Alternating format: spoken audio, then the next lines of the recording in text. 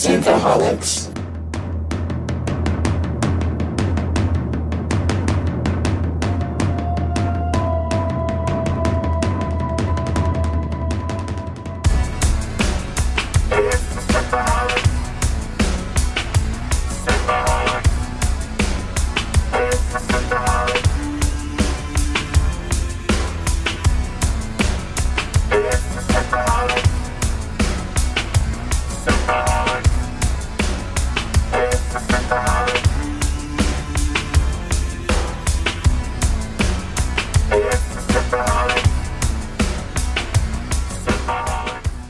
Welcome to Synthaholics. Thank you so much for downloading this episode. Today you have myself, Aaron O'Brien. We have David Duncan. Operation Donkey Balls. And we have Holly Michelle. Hello, guys. This is your episode, Dave Donkey Ball. I was mentioning this. We've been waiting for this episode. I've been waiting for this for so long. Well, it was funny because early on, around the time we did episode, I think it was the first episode, Aaron said he'd watched ahead a couple episodes. I was like, I was like, did you get to the Donkey Balls part? And in the chat, Holly and Aaron were like, what the hell are you talking about, David? Right. Donkey Balls. And how would you miss that? You can't miss Donkey Balls. You can't miss ubiquitous Donkey Balls. That's right. You can't. So this episode, we are talking about the episode Windmills and then Salvage. So we'll start off with Windmills. Windmills is Season 1, Episode 7, and first aired January 19th, 2016. And this is where we started off with Detective Miller. He's on one of the subway cars. He had just been fired from Star Helix. And he's kind of giving a message to Julie Mao's father. Did either of you feel like this whole thing with him being alone on that car was like a setup? It was weird.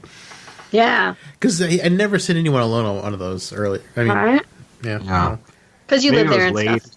I don't know what's going on. But yeah, it was kind of odd. And so he's going to get off. So he's sending a message to his father, or to Julie's father, saying that she's dead and that she didn't deserve to die. And it's a very, kind of messed up message. It is, but he's all over the place. He's not being direct.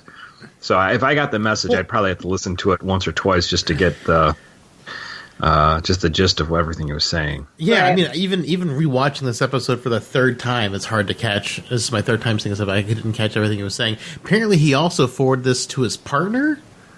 Mm-hmm. Because she says, "What's wrong with you, dude?" Later on, right? Exactly. And then he goes. He says he wants to go to the docks, so I starts taking him to the docks. And this is where he's going to go meet up with Anderson Dawes. Anderson Dawes is in this bar, and he's going to go confront him. But first, we're going to jump over to the Rocinante, and they are going to their destination and outside Eros, and there's a Mars are patrolling. And they're got the issue that they don't want to obviously be picked up by a Mars patrol, because if they do, they might want their ship back. I wonder how they got their ship, and why did you weld all this junk to the outside of your ship? Anyway, so while they're assessing their risk factor and everything, they get a little ping off on the Martian ships, and then they notice there's something broadcasting from the ship, and they don't know what that is. So they go have Amos check it out, and Amos finds a stowaway hanging out in the inside of the back end of the ship. Amos promptly breaks his glass on his mask. How long was he in there? How long do you think he was in there? I don't know how long the trip was so far, but he'd been there the whole time. Right. It didn't seem like it was really more than a day, though. Probably hours. Yeah. Right. Yeah. So we find that, and strange too. Just in this scene is that Naomi tells Amos to check it out, and Amos kind of pauses, doesn't listen to her. Yeah. Not. So this is the first time we've seen that. Amos almost kind of I don't know. Oh, because... And is this after she's already said that she knew about?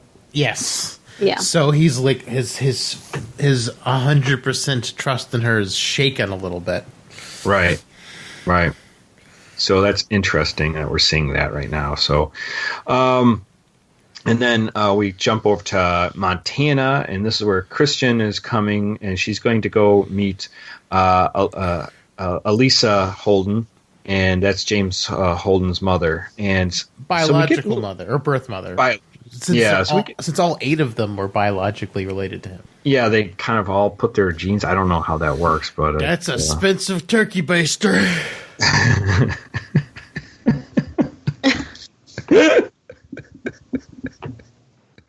Anyways, we're so she's kind of doing like, I don't know, some intel gathering, and she's trying to get information on James, and her mother, James' mom, doesn't know that he's still alive. She assumed that he died, and, right. And so we have this we find out that they're sort of I don't know if they're revolutionaries, but they're definitely separatists. You know, they don't want to be part of, you know, the general population government. So they're kind of like want their own thing. And they were kind of raising James to be the leader of that. And James was kind of taken to it, but then also he's a little bit like, we're going to train you to be our very own David Miscavige. Yeah, right. Exactly.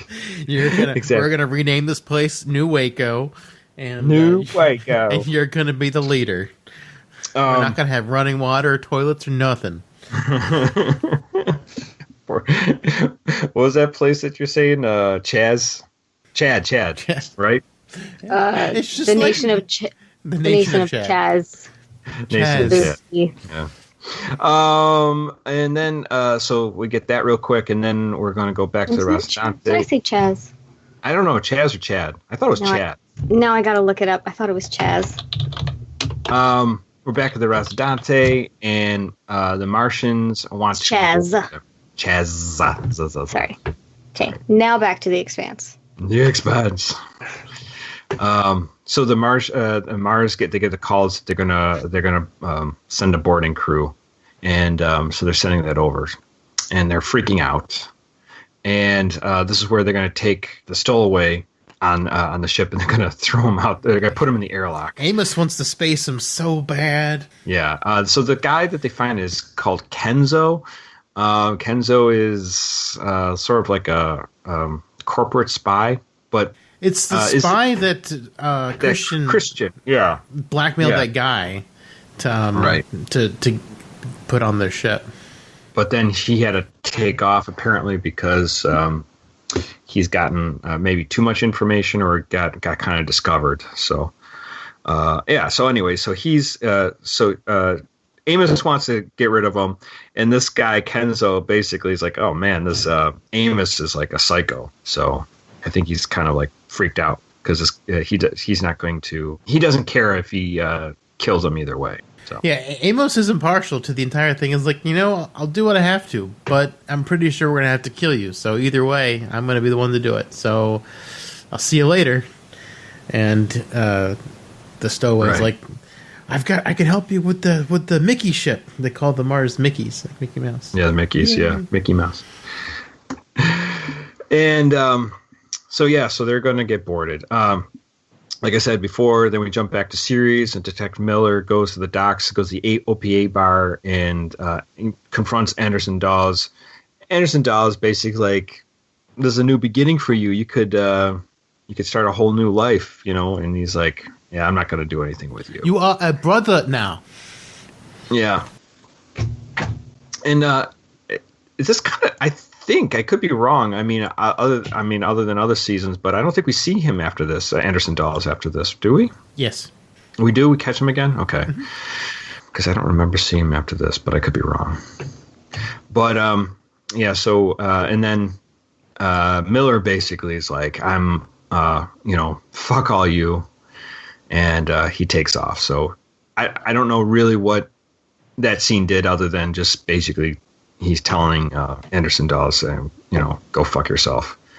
Well, we don't see him a ton, but we see him in season 2. Hey, Do not ruin shit for me. He is an I don't important care. player. I don't want to know. Right. Oh, it's a podcast about the Expanse, though. Yes, about the current episodes we are discussing. That's right. I'll leave. I can leave. If you guys want to talk about future, I'll leave. Talk about the future. Let's go back to the future. All right. Well, and there was Dawes says that he's fighting for Miller, and then Miller goes, "That's funny. That were you fighting for me when you tried to toss me out the airlock?" And so basically, he's just calling him on his bullshit. Period. So then we jump back to Montana, and they're just talking about Jimmy and James Holden and his background, and just a back and forth between Chrisjen and James' mom, and finding out, she told James that she wanted him to get out of there, like, don't stay here anymore because it's good for you, and because she was seeing all the pressure that they're putting him under to basically be the new leader of this, whatever you want to call their breakaway, New Waco. Yeah, New Waco. And so he goes and joins the Navy. So that's it. That's where we find out. But then we also find we find that Chrisjen had a son who was a Marine, who she wanted him to join the Marines. So then she said that was the first step in public service, like do your duty, and then you can move up, to whatever you want to do after that. I'll pay for your schooling if you go into the military. Yeah, and so unfortunately, he did serve, but unfortunately he was killed in service. So he was what was it? It was wasn't Eros. It was I can't remember the planet that he was killed on, or the moon. But anyways, he was killed, and so. It was funny because Holden's mom's like, "Oh, I didn't know that." It's not something I usually open with or something. Right. Like that, so. I think she just used the word lead, but yeah. Yeah, lead with. And, Chrisjen just constantly is blowing me away that she's just tough, and Fierce. Yeah, it really blows me away sometimes, the stuff that she is capable of doing. But she finds out more information about him, about James, because she's basically saying, I've got all these factions, the OPA, Mars, and Earth, all heading towards war, and James seems to be in the middle of it, and I want to know what I'm dealing with. So, so yeah. What kind of person is he? I need to understand him. Right. Well, yeah, I mean, if she's going to try and stop a war with Mars when he's saying that Mars, took down the Cant, until he recants that statement, she's got to consider all possibilities that he's a terrorist or, Right. Exactly. Tough. Yeah, there's a lot going on there. And so from there, so the Rocinante is going to be boarded, and this is where we get this whole thing about them trying to find this Dave's donkey balls things, where they're trying to find these code words. Command codes. Alex tells a story about he was flying, and there was a ship that said donkey balls, and then we were getting ready to board them, and then whenever they said donkey balls, we just turned away, and no explanation was given. We just assumed it was Black Ops stuff. Right. And the stowaway knows about that kind of thing. Right, and so there's operations locker that they have to get into, and when they do that, then they have to, there's like a 24-pin passcode. Yeah, 24-pin passcode. They have to break into it, and there's these like automatic locks, magnetic locks, if you try to cut the power and stuff like that. So they just can't do it easily. And while as the Mars ship approaches, they're trying to break into it. So, which the Mars ship only went after them because of Dingbat's signals that he was transmitting down to Earth. Right. Yeah. Kenzo trying to get information out of the ship. So from there, they actually do get that information out of it, but it takes them a while. And just when their docking collar is attached to the Rocinante, they get the the codes out, and they read them out, and he even throws out donkey balls. Ubiquitous donkey balls. Yes. So and they're just like, okay, we'll see you later. Good luck. Have fun. Right. And then Miller decides he's going to leave Siri. He's going to take off because he's he doesn't have a place there anymore. So he's going to go to Eros, where Julie was last, her last known whereabouts were. And he's hot on the trail of Anubis. Yeah, he meets up with Octavia, and she wants to come with him, but he's like, nah, ain't gonna happen. So I'm in love with a dead girl. You can't do it for me anymore. You're too alive. Too alive. And also forgot to mention that back at the UN, Chrisjen is giving a report to the Airite, and they're basically find out that her friend was killed or killed himself. Or was that next episode? No, I think that was this episode where they find out that they no, that was the next episode. I apologize. I think at this point she's been told that her spy hasn't reported in an X amount of hours, so they just need to kill the Rocinante. Right. Yeah, that's right. Yeah, they're gonna go to Eros and get rid of him. Right. Gotcha. And so that's the end of this episode, and then we jump back to the next episode is Salvage, and this is where, like we said before, that the Airite's going to use the Black Ops team to get rid of James Holden and crew, but they're also sending a ship to Tycho Station to see what kind of stealth tech, because they still think that Fred Johnson's building this stealth program. That's the working theory. It's not Mars because of what's going on, because of what they found out from Franklin de Graaf. But then we find out right after that de Graaf was killed himself after him being losing his position as ambassador to Mars. He wanted to retire on Mars with his husband, and he can't do that no more. No more. Because of Chrisjen. It sucked. Yeah, she screwed him over and cost him his life on Mars, and apparently it was enough to make him want to kill himself. She continues with the meeting, but it's obviously you can tell that she's kind taking a toll on her. Yeah, he's a family friend, so. Yeah, for years, exactly. And then we're going to go jump over to Detective Miller. Now he is on Eros. He's not on Eros. He's on the flight to Eros, and he's sitting across from a Mormon person who is going to be a passenger on the Nauvoo. Nauvoo is going to another star system in the future after it gets built, and the Mormons are going on this 100-year journey. And they're kind of talking about what happens if you go there and there's nothing there, and I guess we'll just have to live on the Nauvoo forever. Yeah, I know. So it's kind of an interesting exchange between the two. We got to go find the new planet, new Salt Lake City. New Salt Lake City is right. The Rocinante finds their asteroid that they're looking for, and this is where they find hiding on there is the stealth ship that destroyed the Cant.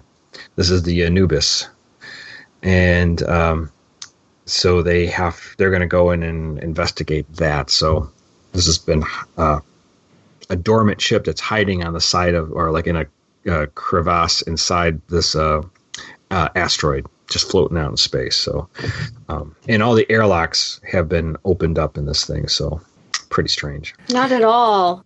Not weird. A bad idea to kind of go poking around. Right. That's their job to go poking around. Oh, I should just back up just real quickly. When we were back on Windmills, the one thing I forgot to mention is that when the Martians were looking like they were going to board the Rocinante, we had this standoff between James Holden and Amos. Amos was ready to just take out. It was going to take out the two guys the two Martian guys once they came through the airlock, and James was like, "You just can't just kill them. Like just how many how much blood do you want on your hands? And Amos is like, it's us or them. What do you want us to do? He's like, I don't want to spend my life in a Martian gulag. And right. James Holden pulls a gun on him, and Amos is like, yeah, you got a shot. Take it if you need to. Right. So Amos is kind of... That's what we call conviction. Yeah. It's great. Yeah, and Amos is kind of calling his bluff. I mean, we don't know if he would have actually pulled the trigger, but, he could have pulled the trigger at any moment, but Amos didn't flinch. Right. So yeah, and then after it was over and they got the donkey balls off, Amos turns to him like, oh, I guess that worked out then. All smiling and kind of happy. It was kind of funny seeing Amos smile. And then like later in the episode, Holden's whispering to Naomi, "Get your dog back on his leash. Get control of him, or he's off." Right. Anyways, so that's what happened back then. So there's still like this. Definitely a stress between the crew, especially with Amos kind of being this loose cannon, of violence within the crew. So, Miller is in Eros Station, and he wants to go find this the ship that's registered the Anubis 1A. He got that tip before from one of his old friends that a cop that works on Eros Station, and he's looking for the person that's registered to is Lionel Plansky, and this is one of the survivors of the Scopuli, and he goes to the dockmaster, who's like obsessed with like one of these Candy Crush games or something like that. It's like really weird. It's like he's like, God damn it! I lost my money on Candy Crush, and Mo's like, hey, I can buy you a round of Candy Crush if you want. And then he just beats his ass and steps on his neck to get the information he wants. So, and he finds out, like you said, that the Anubis 1A is registered to Lionel Plansky, and then he goes to jail. Speaking of stepping on people's necks, so many things that I have seen in the last 5 episodes that we've watched are kind of present today, like rioting in the streets and police brutality. And I'm just like, oh my God. These are themes that they're just touching on everything. And this is probably all written like this is from 2015.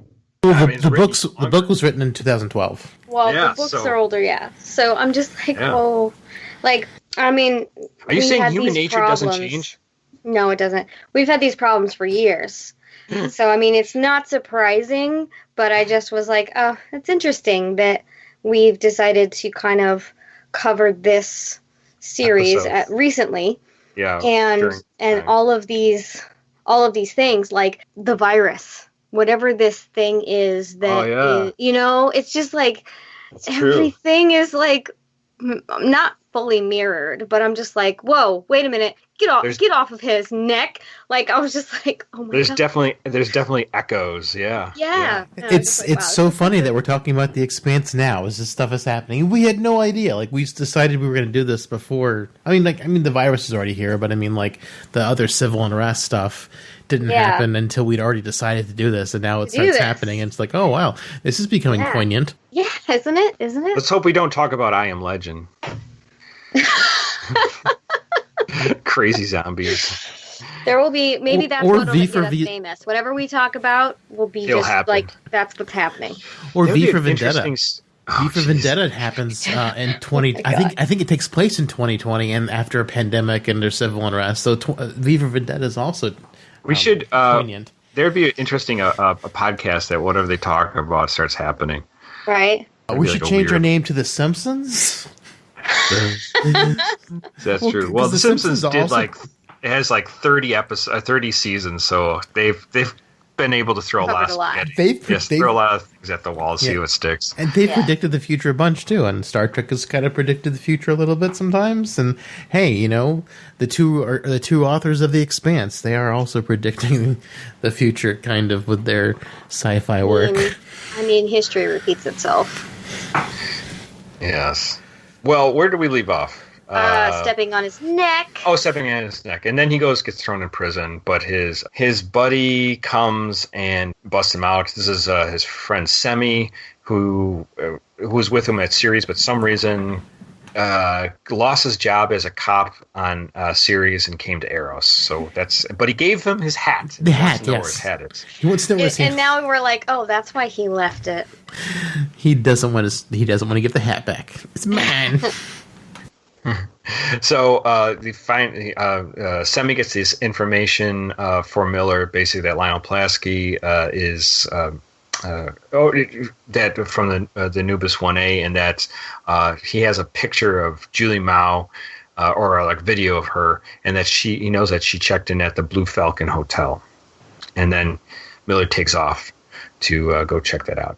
Back in the Rocinante, they go to explore the stealth ship, and other than Alex, who's kind of monitoring, like staying with the Rocinante, everyone else boards it, the stealth ship. Like I said, it's all like there's no atmosphere, so they're all in their spacesuits. And Holden and Naomi go check out engineering. Amos and Kenzo goes up to the ops center of the bridge, and they decide they're going to turn on the power to get it so they can see more. So they turn on the lights. What they don't realize is that the whole engine is taken over by this weird biological weapon. Blue goo. This is our first good look at what Julie Mao screamed at in the opening scene of the show. Right. Exactly. She doesn't scream blue goo. Blue goo. Blue jizz. Oh, That's why she goes for the Blue Falcon. When they turn everything on, they realize this thing starts coming to life, and we see little hints of it as they're going. They see like it's like roots or tentacles spreading through the ship, starts coming to life. So during that time, Amos and Kenzo gets a safe. They pull that out of the ship's deck or out of the wall, so they take the safe with them because they can't open it right there.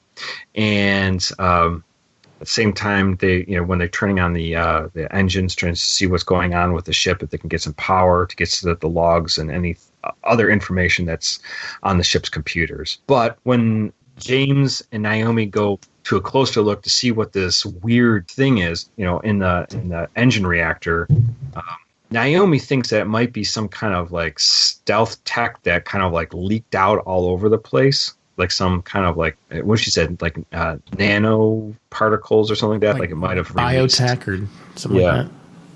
But then all of a sudden, when they get close to it and the reactor is turning on, she sees it come alive and start moving, and that's when she tells James to get the hell away from it. They get some distance apart, and Naomi feels like this thing's actually alive. So she's pretty freaked out. So they get off the ship as fast as they can. They decontaminate themselves. And when they get on the ship, on the Rocinante, they fly away and they decide they're just going to just blow the thing up. They're going to shoot a missile at it and get rid of it. And, no more blue goo. So in Kenzo, the spy is sort of like, don't you want to keep this? This is like a great bargaining chip. You should really like nope. Whatever we saw on there is got real to go. Quick. I have questions. Yes. So did either of you, when you watched, David, you watched this when it came out, or did you start watching this recently? I watched it years ago. I watched the first season years ago, and I didn't remember how far I got, although I think I did finish the first season, and then I rewatched it like a couple weeks ago, and then I rewatched this episode a couple days ago. Do you remember, and Aaron, same question for you, do you remember feeling like you had an idea of what was happening before they let on? I didn't get this far ahead, and honestly, even when I've watched these, this from the first time, I didn't know what to expect. I didn't know that this was even going to be a thing. Because, what about you, David? I just thought it was weird. I didn't know where it was going to go. So, I guess I'm just stupid and weird, but I was like, oh my gosh, okay, this all has to do with energy. And so, the ship is completely shut down, and she's like, I'm going to go up and kick on the lights. And I'm like, oh, that could be a really bad idea. And like, but let's wait and see. And so they get into the room, and it's all sitting there, and I'm looking at it, and I'm like, okay, that's a reactor. So if the reactor kicks on, all that shit's going to get energized and come back, because we did see a bit of the reactor in the first couple of seconds first couple minutes of episode 1. And I'm like, all right, this fucking reactor, okay. And then they're like, let's nuke it. And I'm like, with more energy. What? But maybe the explosive energy is not good. So I mean, the whole ship is vented. It's not like the vacuum of space. I don't know. I was just like, oh my god. Vacuum of space didn't hurt it. It just made it dormant. It was sleeping. Exactly. So like, vaporizing it can kill it though. I understand wanting to destroy the ship, but after seeing this being and like, really, you just set all of this virus in motion out into the inner workings of space. You just wanted Jean-Luc Picard to come and talk to it. It's like, maybe it's alive. You just wanted Jean-Luc Picard to come talk to it and be like, oh, it's alive. It's a life form. We can't kill it. We have to understand it. Well, I was just so irritated. I was like, are you really like going to nuke it? Like, I mean, I understood taking care of the ship, but at the same time, it propelled all of this virus out into the universe. And I'm just like, yeah, we don't know. Like, I mean, hopefully most of it was incinerated, but I mean, it is possible that parts of it just flew out in space and is still viable. Mm-hmm. It's really hard to find small things in the vacuum of space. I mean, like they were saying, it was hard for them to find the ship unless they knew they were looking for it. So, I mean, I don't know. It's probably right. It just has to drift into somebody's freaking gravitational pull and then drop down onto the planet. Well, let's just hope they incinerated the whole thing, but who knows, right? Yeah, it's probably not. I mean, I don't know what their payload is for those. What's in the box? Missiles. Was that a Seven reference? Yes. Well, what's in the safe? What's in the safe? So then Rocinante decides they're going to head to Eros, and they're going to search for the Lionel Plasky, who was the person who had survived. And it kind of sounds like you're saying rhinoplasty. Rhinoplasty. Even though you're saying Lionel Pulaski. Pulaski. And this is when they get to the Blue Falcon Hotel. This is their Kenzo is doing things like he's sending messages through his his contact lens. Mm-hmm. Yeah, and he's contact. Get it. And so he's basically calling for help, and this is where we get like, help me. Help me! Help me!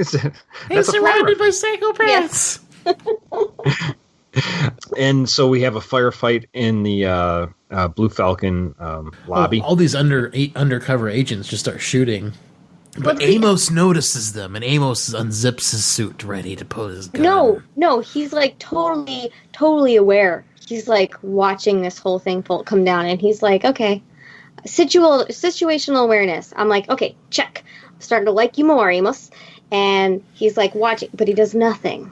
And I'm like, okay, these people aren't coming in to check in. They just came in to sat down and like look at the vending machine. You're just gonna stand there. Yeah, I got a con out of this thing last week. It's not working today. And I'm just like, I mean, he's not a god. He can't expect to be know everything. But I'm just like, this is like his niche. Like this is what he lives for. So I'm like, okay, he should have really picked up on this a little sooner, because I'm watching it and I'm like, okay, that's a bad person. Oh, great. This is just going to be wonderful. And I was really anxious waiting for him to signal or say something, and he didn't, and I was disappointed in that. Well, if he signaled, he would have given it away. I mean, he was unzipping his coat so he could shoot them. Right. He was the first to shoot. Before that happened. Yes, but it was like, I don't know. It took way too long. Well, I think two things. One, Amos and James and the whole crew, they're not trained for that kind of stuff. Amos might have a better understanding of it, but everyone else doesn't. Amos grew up in Baltimore, so I mean, Baltimore is pretty shady now. I mean, who knows what it is in the future? It's extra shady. Only thing I know when I hear Baltimore is the Hairspray musical. Nice. And then on top of it, I like this scene a little bit because it's like nerve wracking. Mm-hmm. I mean, you know that they're so close to finding Julie, and you know that somebody's on their way to stop them, but you don't know how it's going to play out. So it was kind of interesting. I like the tension they built into the scene, because you see all these people, like, why are they showing all these random people? This is weird. And it's almost going slow-mo again. You knew they were bad. Well, yeah, but it was just like, uh-oh, which one's really bad? Like, which one, are they all going to be bad? Is like one of them going to be bad? It was a really great way to play out the tension in the room. Yeah, right. I was tense. Yeah. It's a very tense scene. And so after the firefight happens, they're taking shots, and especially the two guys, they've got some automatic weapons, so they're kind of got them outgunned. And this is where Miller finally shows up. the storylines collide. Yes, Miller shows up, and he starts blowing these guys away. And for some reason, Amos and the rest of the guys don't blow away Miller, and they're like, "Who the hell are you?" And hey, thanks for the assist. And they both find out that they're all heading up to the same room 22, to find. They don't communicate that, though. They don't, but it's very weird. But they know it is a little bit like, let's just all go up together. But it's kind of just like, it's so exciting to see this when they finally all meet, and then you're like, oh, cool. Now we can kind of like collide these two stories together. Yeah, because the show has been bouncing all over the place, like Chrisjen, Miller, Holden, Chrisjen, Miller, Holden, Chrisjen, Miller, Holden, Fred Johnson every now and then. Yeah, it was just like, and now it's like, oh, come on, everything's starting to come together. It's kind of cool. I don't know. I wish there was a little more unity at this point, but I feel like it's good that they're kind of cautious of each other. They but just met. At the same time, well, but okay, if that's the case, then what you say about them coming together and like teaming up is a contradiction to that. What? So they just went together on blind faith. I kind of thought I thought that part was forced. Obviously, because I would be. You just went through this crazy firefight. This guy showed up out of nowhere, shot these other guys. You don't know who that guy is. Right. Of course he knows Holden, because Holden's face is all over the place. So they don't have any reason to trust him aside from the fact that he saved their asses. Right. But he's also looking for quote unquote Lionel. So it's like, but they don't even say that. He's not like, I'm here to find so and so, or I'm looking for Julie Mao. He's just like, fuck off. I'm going up to room 222 or 22, and you're not going to stop me. Like, that's the only thing that's discussed. So it wasn't even like they have a coming together. So I'm not disappointed, because I imagine it's going to happen in the next episode. There's going to have a lot of conversation happening. But I was just like, just follow him up. I mean, I guess, Aaron, what you said about the fact that they're not normally trained for this, maybe that's why there's a little bit of, what is it, naivete. They're a little naive to the situation, so like maybe they just kind of go with it. But I don't know. I was like, I don't know how I feel about this. It seemed a little forced. And I was like, it's not forced. The Rocinante or the crew of the Rocinante are just whisked along by events that are completely out of their control. This is just more of the same. This is not strange. I agree. We've seen this happen over and over and over again. They should have learned from that. But and I gotta agree with Holly. This is although I was elated to see, because I like Miller as a character, and I was elated to see them all meet up finally. I also was like, I don't know if I was Holden and crew, I don't think I'd trust them. Right. So I would be like, who the hell are you? He gave them shady sassiness. And Miller is not a trustworthy guy. I'm sorry. I like Miller, but no, I wouldn't trust that guy. Right. So he's a great character, but I don't know. I think I would trust him, but you'd have to get to know him to trust him. I mean, from seeing how he interacts with people on the outside, like from afar, I would trust him. But if it was like personal, I'd be like, no. Yeah, you find out that he stole your car. So they all head up to room 22, and when they get in there, they get this horrible smell of basically, what was it? Puke and ozone and something else. I forgot. About ozone, yeah. And they look like they there was a fight, but they were like, no, it doesn't look like it was a fight. It looks like they were trying to. Naomi's like, she was turning all the electricity off. Yeah, turn all the electricity off, and then finally they realize this has got to be connected to what they found on the stealth ship, and they're like, don't touch anything, whatever you do, and they get into the bathroom, and this is where we see Julie Mao has been taken over by this biological entity. She's got a pretty sweet proto-molecule pasty on, though. Yeah, she's got crystals growing out of her mouth and eyes and nipples. Yeah, it's pretty crazy. Mm-hmm. So, and then Miller's pretty upset when he sees her. So, and that's how we end the episode. I don't know who wants to go first. Let me go first. Yeah, go ahead. I am so happy that the crew finally got all together. I mean, with Miller and everyone, felt great. I love them going through the Anubis and like that kind of creepy, ship going through it. This ghost ship they find, a stealth ship too, like which we weren't certain it was going to be one of these cool little stealth ships. Right, and it's cool, but then obviously it's got this awful, dreaded, virus thing growing inside of it. So it's like, oh my God, what is this shit? And going back to Windmills, I thought, Chrisjen really like kind of stole the scene with Holden's mom, kind of like trying to convince her, and just the back and forth banter I thought was really smart how they did that. And, I don't know. Interesting seeing Miller finally not be a cop too. Miller is now just out of his element. And we'll get to see more of that as time goes on, but it's very, very interesting to see him like not being in his like a fish out of water now. Oh yeah, I mean he was born on Sirius and lived his whole life on Sirius, and now the Mormon even mentions that this is your first time flying, like it's his first time being in space, going anywhere. Yeah, it's off Sirius, right? He's completely out of water. Yeah. Yeah, so it's interesting. I super enjoy all this. I just going back because I'm a little further ahead now, and these are still great episodes no matter what. It doesn't even though I'm far ahead, I know how things kind of play out a little more. Still, they're just great to watch. The only part where I agree with Holly, I think where Miller meets with the Rocinante crew, it's not that.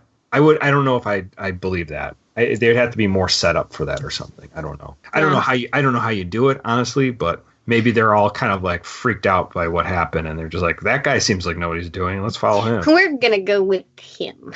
Well, yeah. I mean, I think it was just all shell shock because I mean, Naomi's not been in a war. Holden basically like ducked out as soon as he could. Alex says he kind of just flew a freighter, didn't really see any war. I mean, like everyone's just kind of like. Amos is the only one who's seen like a lot of action. I mean, just from living in Baltimore. So I mean, it just seems like it's like everyone's kind of shell shocked and they're going to the same place. So might as well, let's go together, guys. And I mean, at first it seems like how does Miller know to shoot the other people, but the other people have the machine guns. So, I mean, they're probably the aggressors if they're going after people with machine guns. So, I mean, I can see that. He's a detective. Yeah, but he figured out it wasn't just Holden who survived the Cant. Yeah. Right. So he probably has a profile on all these guys. Well, he saw the video. I mean, two of them are holding him down or trying to pull him away from the recorder, from the webcam. Right. When he's sending the message. So I'm sure you got like a view on them as well. What about you, Dave? What do you think about these episodes? Oh, these are really great. I was so excited to finally see Miller meet up with the rest of the gang because the show's great, but it just jumps around so much. It's just it does jump around. You just like. As soon as it starts to get good, like with like one plot, they just jump around to the next part. It's like, no, but come back, let's see how this unfolds, and it jumps around so much, and it's not bad. It's not bad at all that it jumps around a lot, but it's just there's the episode's only 45 minutes long, and like you get like a couple minutes of this character, a couple minutes of this character, a couple minutes of this character, then it's over. By the time you circle back around, you're like, what happened last?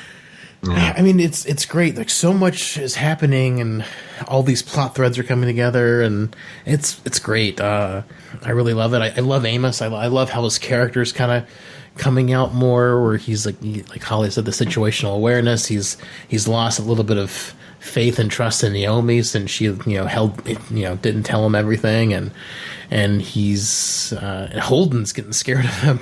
Yeah. What do you think about? So they're definitely building this tension with Amos, and first, even Holden says, Naomi was right to be scared of you. Yeah. So there's that was a manipulation tactic. It was. I agree, but yeah. But it definitely is, and we were wondering, what's Amos's thing? I never quite, and we even get into it further, and I won't give spoilers, Holly, but they even question what is Amos in Naomi's relationship? Right. Why does he follow her blindly? I mean, not so much now because this is the first time we've seen the kind of waver, but he's always been whatever you say, I'll do it. It's just interesting. Yeah. There was some kind of friendship, kinship, relationship prior to the Kant's destruction that bonded those two together, and we don't know that yet. And yeah, it is curious, but that's kind of why I didn't really like Amos in the beginning, because he felt like a brainless drone that was literally just doing whatever he was told, but he was kind of a dick because he went out of pecking order. He was I'll do whatever Naomi says. You can go fuck yourself, Holden. But if I can interrupt, it's just the one thing we talked about last episode when we talked about Expanse was that the great thing about Amos is that he realizes that some people are better at certain things than he is. Mm-hmm. And he defers to them. He knows Naomi's smarter than him. And he's like, okay, yeah, you got to figure out more than I do. Right. I like that. I like that trust that he has. I mean, it's not something you find often. I mean, in a way, he's one of the best characters in any media because he's so trusting. It's just his friendship and loyalty is kind of insane. He's a monster, and he can be a monster whenever he's given the opportunity. But at the same time, his loyalty and his and the way he defers to people is second to none. He's in observant. any kind of media that I can think of. You know what I mean? He's unique on that. Yeah. Yeah. I mean, he's loyal to a fault almost. Until the trust is broken, I guess I guess it's just more interesting because most of the time, you get a character and they're like, "Oh, I'm the strongest or I'm most cunning out of all you, so I'll take control." And because that doesn't always mean that you're good at everything. Right. Yes, maybe you are the most powerful, maybe you are the most shrewd, but it doesn't mean you know about tech.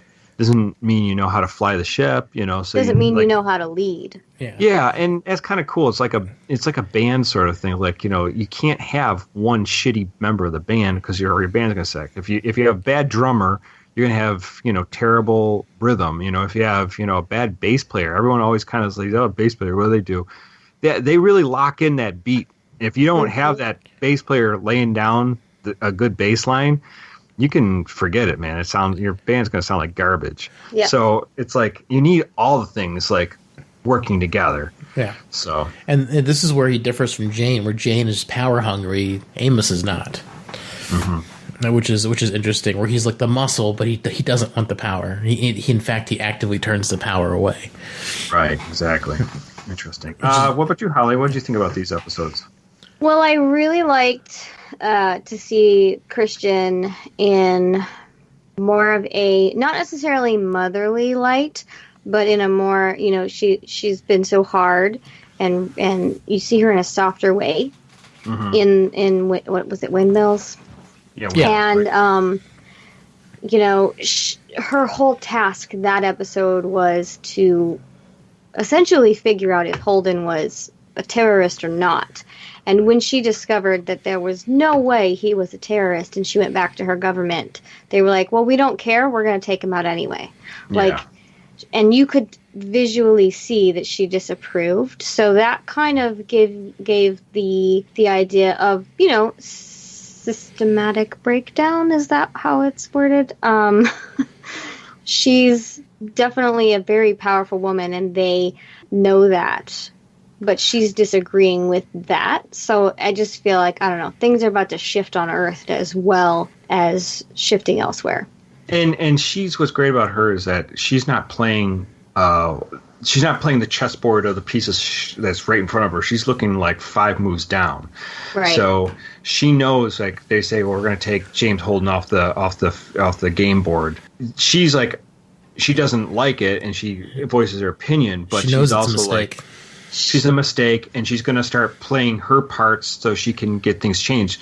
And that's what's great about her. And I know, Dave, I think you said last time we talked about Chrisjen was that you thought she was sort of the bad guy for a long time, but she starts playing more of the good guy, because she seems so nefarious. Like she's like this like bureaucrat who's kind of like just throwing her weight around. But there's more to her than that. Yeah, absolutely. At the beginning, I thought she was a bad guy. I mean, like, you know, in what episode, like 2 episodes ago, where she's like in the fish tank with her son and the guy, like she's blackmailing him, and you know, she just doesn't seem like a really good person. I mean, she's a great actress, but like her motivations are really messy, and Fred Johnson's motivations are really messy.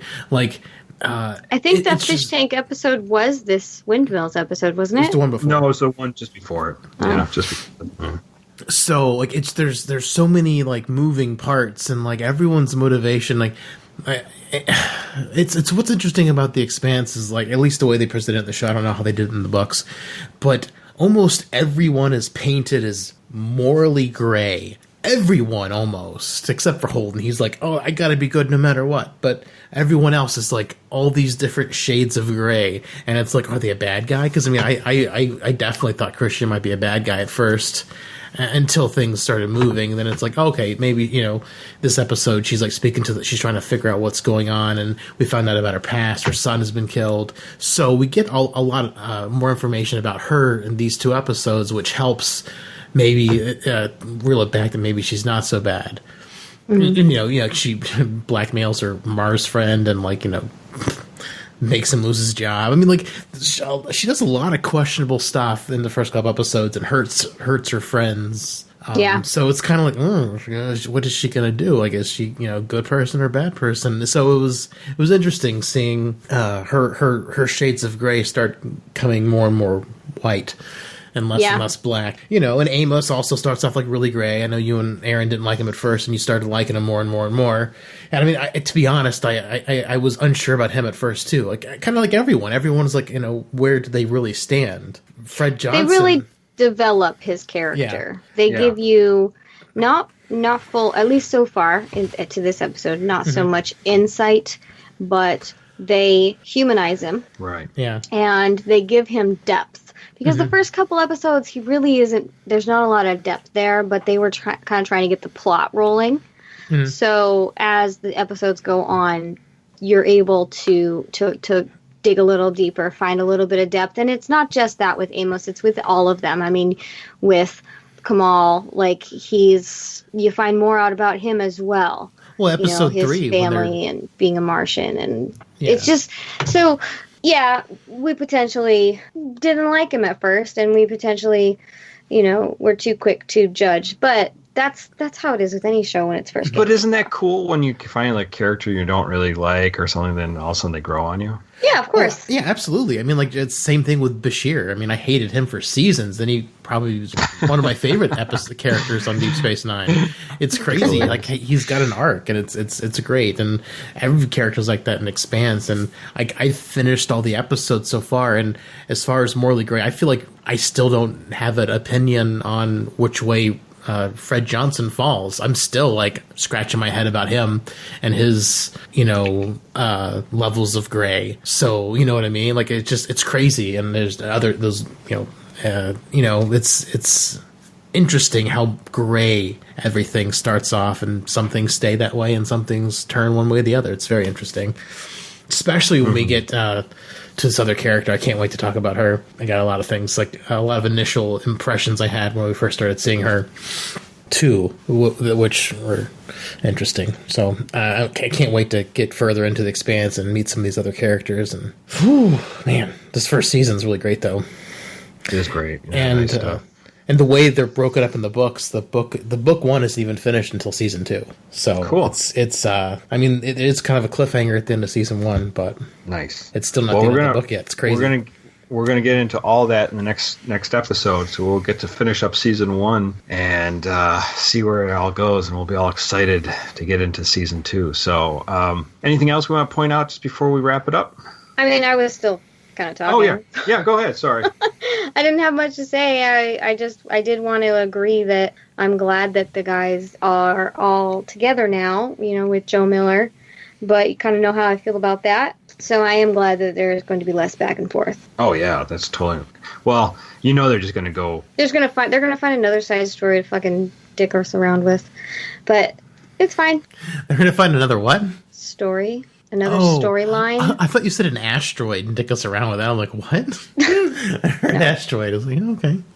Interesting. No, that was it. Yeah. I'm excited for more. It's a great series, and it's like I said, I've seen the whole thing, and even rewatching the episodes, I'm really enjoying it. For a serialized thing, I mean, it's a lot more. It's pretty layered because there's so much going on. So you're definitely going to catch more stuff the more you watch The Expanse, I think. Well, everyone. Well, that was quite an exhausting discussion of The Expanse. I'm so exhausted. I'm going to go lay down for a while. Can't wait to talk more. Yeah, no, it's been great. And let's get, this next episode, we'll wrap up the season 1. So that's going to be a lot of fun. And if you have any other thoughts, corrections, different point of views of what we're discussing, we'd no love spoilers. No spoilers for Holly. All the spoilers. We got like 2 exact opposites here. But yeah, let's you can let us know what you think. You can contact us on our Facebook page, Facebook.com/groups/Synthaholics. You can find us there. You can email us at synthaholics@yahoo.com. If you want us to read your email on the show, we'd love to do that for you. You can also contact us on our Twitter. Twitter handle is Synthaholic Duo. And if this show is something you want to support, please go to our Patreon, patreon.com/Synthaholics, and you can hit us up there. So we appreciate any support you can give us. All right, guys. It's been great, and I can't wait to finish up season 1 next episode. So it's going to be great to see what happens. Woo! More Expanse. And we've got 3 more seasons after that. Woo! All right, guys. Well, until then, Dave and Holly, thanks for talking. And all you out there in podcast land, live long and prosper, one and all. Well, McCoy, my boy, come mix me a drink. Before the night's over, I'll puke in the sink, and we'll cry till we laugh, and we'll both shit our pants. You're the best drinking friend I ever had. Don't let the proto-molecule turn you blue. Don't let it get you down. Don't get the blues. Don't get the blues, brothers. 2000, because it wasn't as good. Cool, guys. Nice. Nice. Ice, baby. It's going. Hello, Holly. Hey, you guys can hear me, right? No. I hear you. You haven't been here in 2 weeks. Because I was like talking and I was like, okay, maybe they don't hear me. There's nobody. Yeah, so, hello. Me, What are you guys doing? Me. I'm a little sunburned, but I'm good. Oh, what were you doing? We spent about an hour on the beach today just laying about. Very nice. Ooh, beach sex. Not beach sex. David, never will I ever. Come on, you know me better than this. You said you were looking for wood last night. I thought that you were going to get some. No. Let me give you a visual. Sandpaper around your penis kind of works the same in a vagina. Ooh, it all works the same. I thought that's like ribbed for both their pleasures. Very, very tiny ribs. Yeah, that's not good. Very, very tiny little abrasions. Yeah, not fun. Some people like it rough, though. Like Klingons. Well, No, nobody likes it that rough. Not even Klingons? That's why they got 2 dicks. That way they can sandpaper one and... Keep the other one nice and moisturized. Oh, yeah. Mm-hmm. And they can swap them. Well, besides that, how's everyone doing besides sandpapering their dicks? Man,